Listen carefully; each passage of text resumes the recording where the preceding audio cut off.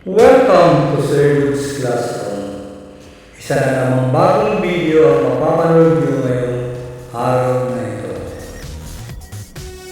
Kung kayo ay bago pa lang sa channel na ito, nais sana kitang i-invite na mag-subscribe sa channel na ito, and then pakiclick din yung notification bell para ma-inform kayo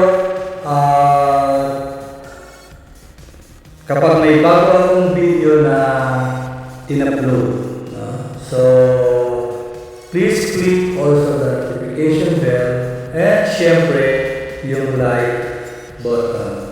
Yung mga dati ko ng subscriber na nanonood o ginagamit na pang-review ang video na ito, please paki-click din yung like button. Maraming salamat sa patuloy na pagsuporta sa channel na ito.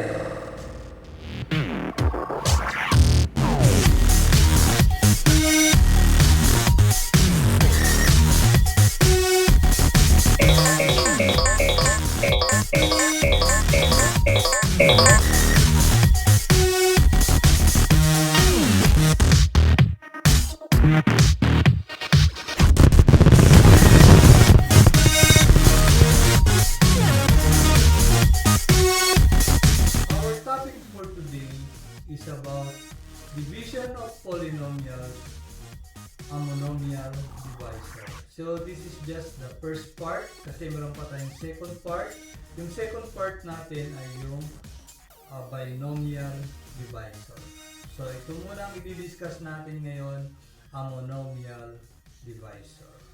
But before we continue, I would like to review first yung the quotient rule kasi yun ang madalas natin gagamitin sa pagdi-divide ng polynomials. A review of the quotient rule. A raised to the m power over a raised to the n power, this is equal to, just copy the base a and subtract the exponents m minus n. That this is if m is greater than n. Ibig sabihin, if the exponent of the numerator is greater than the exponent of the denominator, just subtract their exponents. And yung base, ikakopy lang. Ayan. This is the first condition. This is the second condition. A raised to the m power over a raised to the n power. This is equal to 1 over, just copy the base kasi pareho naman yung base. Kasi kung hindi pareho yung base, hindi natin pwedeng i-apply ang the quotient rule. Kailangan pareho yung base. So just copy the base, a raised to the n minus m power. Again, lilinawin ko ha. 1 over a raised to the n minus m power. Kasi yung iba nagkakamali, ginagawa nila 1 over a raised to the m minus n power. Mali yun, no? Kasi this is the second condition. Winan over mo siya. So this is if the exponent of the numerator is less than the exponent of the denominator. And then, the third condition, a raised to the m power over a raised to the n power, this is equal to 1.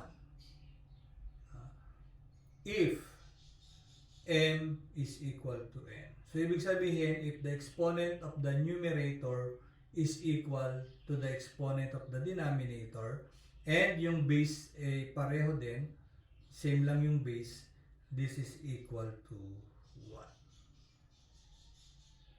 So, yun yung the quotient rule na i-apply natin sa pagdi-divide ng polynomials. We will now divide polynomials by a monomial. So example number 1. 24x to the 7th power divided by 3x squared. So we will divide this monomial by another monomial using the algorithm. So we will use na yung parang box, no? Sa division, ayan, i-rewrite natin. Ayan. So yung 24x to the 7th power, yun yung dividend, siya yung nasa loob. Yung 3x squared, siya yung divisor, siya yung nasa labas.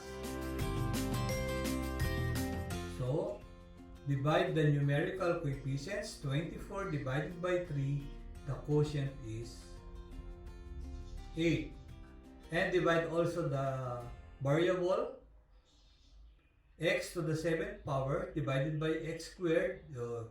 Ni-review natin ito kanina sa the quotient rule.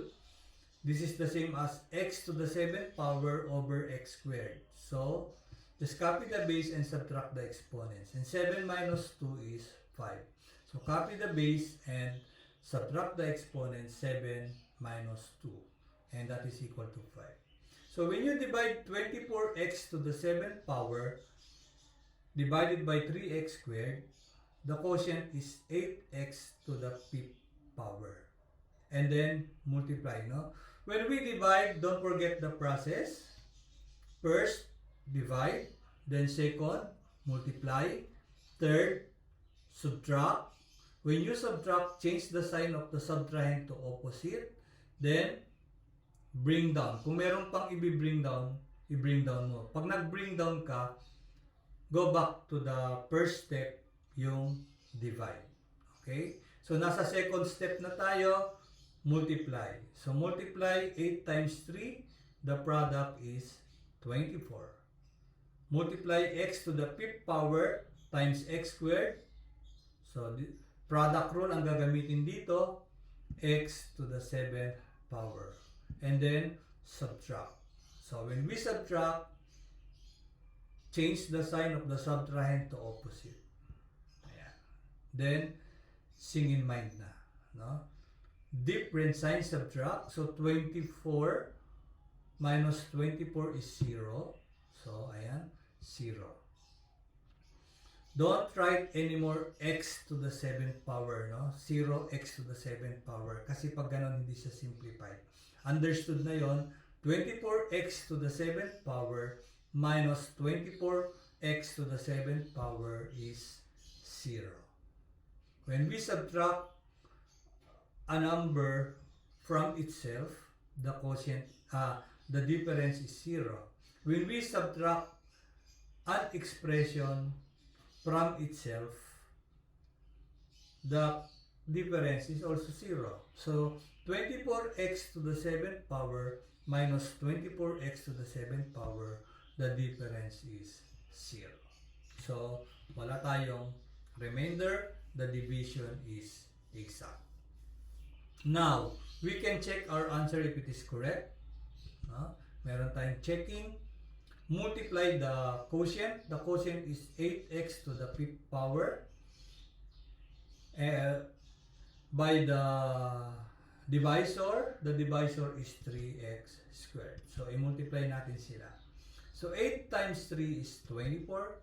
And x to the 5th power times x squared is x to the 7th power. Dapat ang lalabas, dapat ang product ay yung dividend.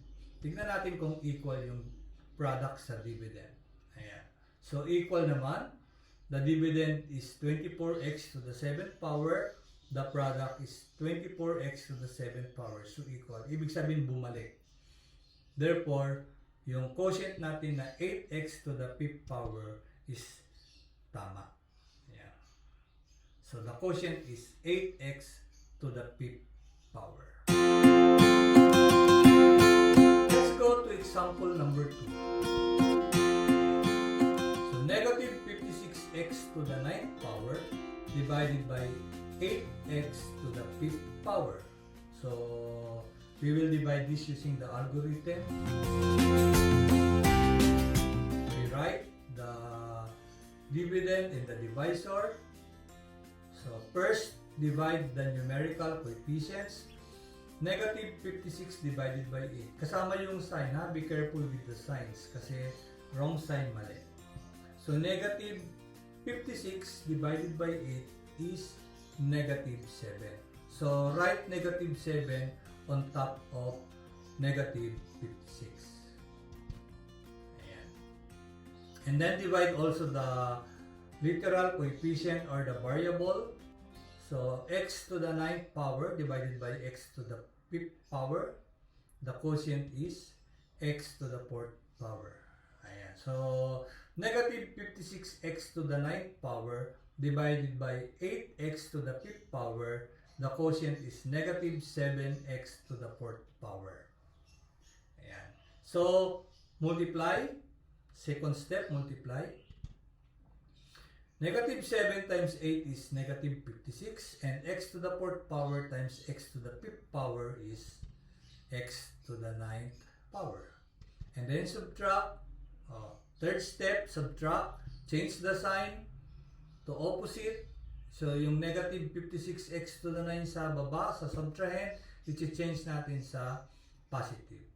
And then, sing in mind na. Different sign, subtract. So, magkaiba sila ng sign ngayon. Kanina pareho, no? Nag-change tayo ng sign, naging magkaiba. So, negative at saka positive. So, 56 minus 56 is 0. 0x to the 9th power kasi copy lang yung variable and exponent. Pero, i-multiply natin sila, 0 pa din. Ayan, 0. So, check natin kung tama. Multiply the quotient, negative 7x to the 4th power, and the divisor, 8x to the 5th power. Dapat babalik yan sa negative 56x to the 9th power. So, negative 7 times 8 is negative 56. X to the 4th power times x to the 5th power. Apply the product rule, copy the base, and add the exponent. So, x to the 9th power. Ayun, bumalik naman. So, bumalik yung dividend. Therefore, the quotient na negative 7x to the 4th power is correct. Kapag mali, hindi bumalik doon sa dividend, dalawa lang ang possibility niyan. Mali ang quotient mo or nagkamali ka sa pag-check. No? Ayun. Kasi dapat kung tama ang quotient, tama ang process sa pag-multiply, babalik siya doon sa dividend. Yan yung example number 2. Let's go to example number 3. Ayan, example number 3. 63x to the 8th power divided by 9x to the 8th power. So, this time, hindi na tayo gagamit ng algorithm. We will use the fraction form. Now, we will represent this division to fraction form. So, magiging 63x to the 8th power over 9x to the 8th power. So, we can use cancellation. Pwede natin i-cancel si 63. No? Ayan, 63, ika-cancel natin, pati si 9, ika-cancel natin.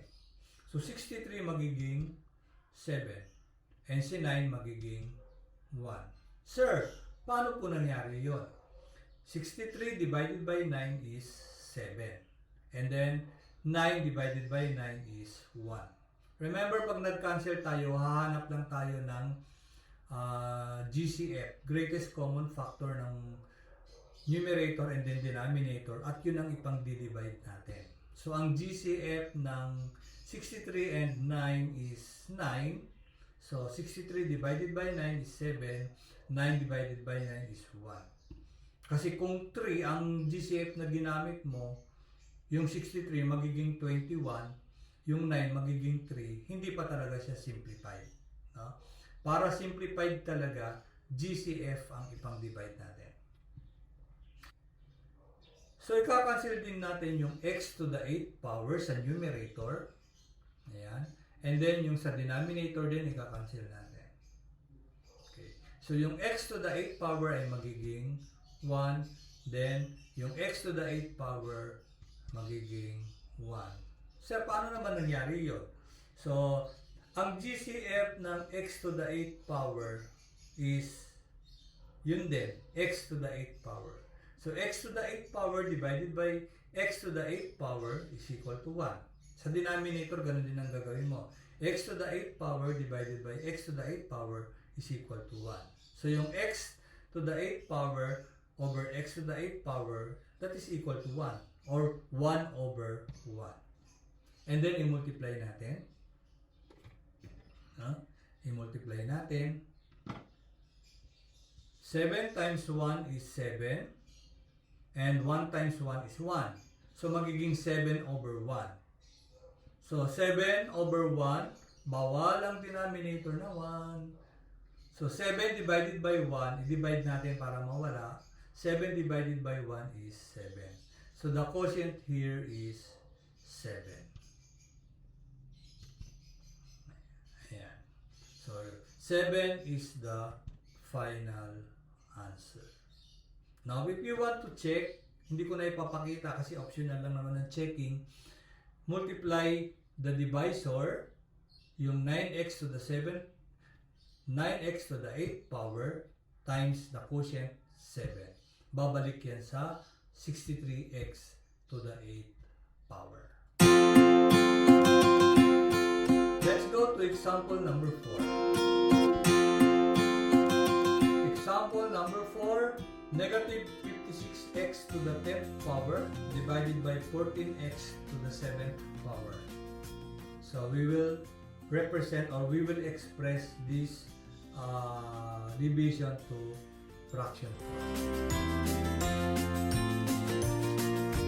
So negative 56x to the 10th power over 14x to the 7th power. This is equal to, divide negative 56 by 14. Negative 56 divided by 14 is negative 4. Negative 4. Then x to the 10th power divided by x to the 7th power, the quotient is x cubed. So, yan yung final answer. Example number 5. 18x to the 5th power divided by 18x to the 5th power. So, sa division, meron tayong principle na when you divide a number by itself, the quotient is 1. So, example, 100 divided by 100 is equal to 1. Negative 7 billion divided by negative 7 billion is equal to 1. Kasi when you divide a number by itself, the quotient is 1. So, sa fraction meron din tayo.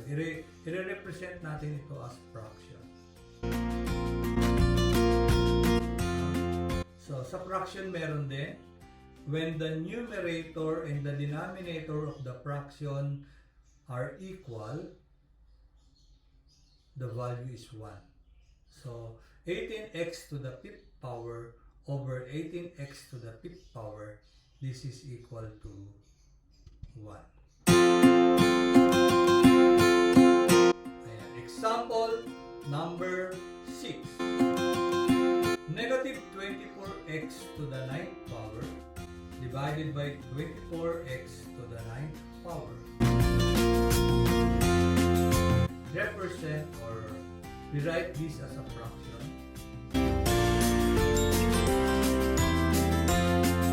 So negative 24x to the 9th power over 24x to the 9th power. Almost the same sila, di ba? Except sa sign lang. Sa sign lang sila nagkatalo. So yung numerator is negative, yung denominator is positive. Negative divided by positive is negative. And then yung 24x to the 9th power over 24x to the 9th power is equal to 1. So, the quotient is negative 1. Ayan. So, yan yung quotient, negative 1. Yan yung example number 6. Example number 7. Quantity 12x to the 6th power minus 16x to the 4th power divided by 4x squared. So the dividend is a binomial, the divisor is a monomial. So we will rewrite this as a fraction. Pero pwede rin yung algorithm, ha? Pero ang ipapakita ko lang yung as a fraction. Kasi pag nag-divide tayo ng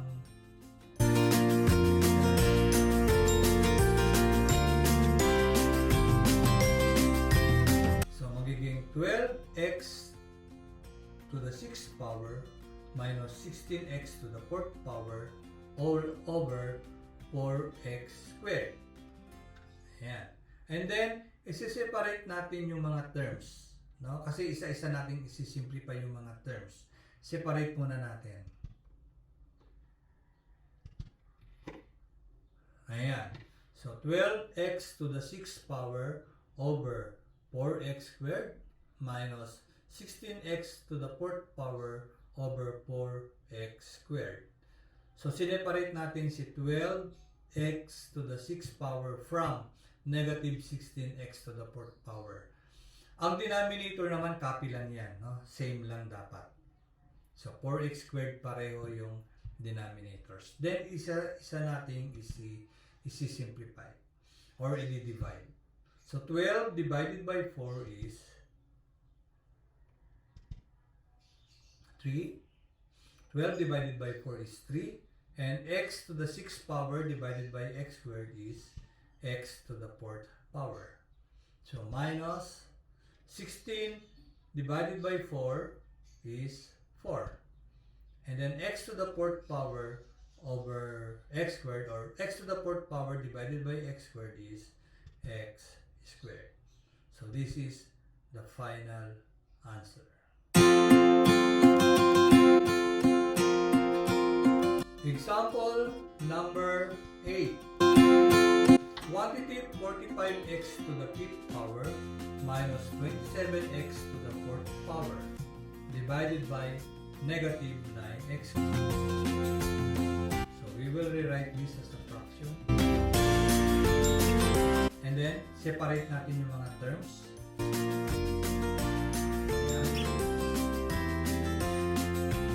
Naging 45x to the 5th power over negative 9x minus 27x to the 4th power over negative 9x. So, isa-isa nating i-divide. 45 divided by negative 9 is negative 5. Ayan, negative 5. Then, x to the 5th power over x, or x to the 5th power divided by x. So, isa-subtract lang natin yung exponents. 5 minus 1 is 4. So, x to the 4th power. Okay, pansinin nyo, merong ditong minus negative, no? Yung sa denominator is negative, then minus. So, yung minus negative yan ay magiging plus. Gagawin natin plus. Then, 27 divided by 9 is 3. Then, x to the 4th power over x is x cubed. So, this is the final answer. O kaya, yung 27 divided by negative 9 is negative 3. So, magiging minus negative 3. So, pag naging minus negative 3, gagawin plus 3 or positive. Example number 9. This time, a trinomial divided by a monomial. Quantity 12x to the 4th power minus 21x cubed plus 3x squared divided by 3x squared. So, hindi ko na ipapakita yung all over. Merong all over na fraction. Papakita ko na yung direct na, no? Yung bawat term may denominator na 3x squared para makatipid tayo ng space. Ayan. So, separated na yung terms, tapos may denominator na 3x squared. Tapos, isa-isa natin silang simplify or i-divide. So, 12 divided by 3 is 4. No? 12 divided by 3 is 4. X to the 4th power divided by x squared is x squared. Minus 21 divided by 3 is 7. Then x cubed divided by x cubed divided by x squared is x. Bawal isulat yung 1, ha? 7x to the first power, or bawal isulat yung 1, kaya 7x na lang. Plus 3x squared divided by 3x squared. So when the numerator and the denominator of the fraction are equal, the value is 1. So 3x squared divided by 3x squared is 1. Sir, kailangan pong isulat? Yes, kailangan isulat. Term yung 1, hindi exponent, hindi coefficient, hindi denominator. No? Term siya, kaya kailangan isulat. Kaya ang quotient ay 4x squared minus 7x plus 1. So those are examples of dividing a polynomial by a monomial. Ngayon, meron tayong practice exercises. Ito yung given. Divide the following. You may use any method. So, pwede nyong i-pause muna yung video habang sinusolve nyo. And then, pag may sagot na kayo, i-play nyo, ma-reveal yung answer. And pag na-reveal na yung answer, i-check nyo na yung word. Okay? So, ayan. Iiwanan ko muna yan na naka-play.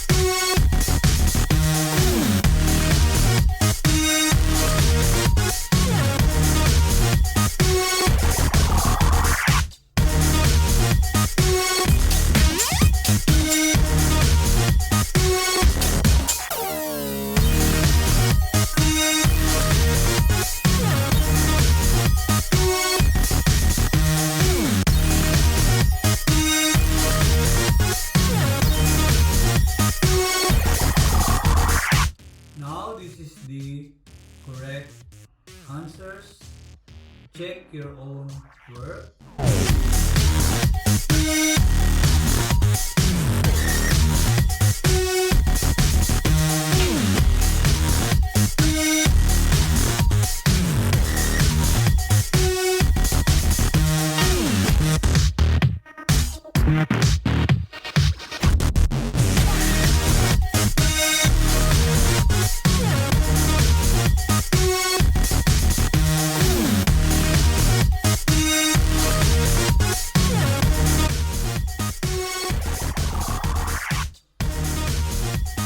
Thank you for watching this video. This is Sir Signal saying, always do what is right, because you can never be wrong in doing what is right. Goodbye!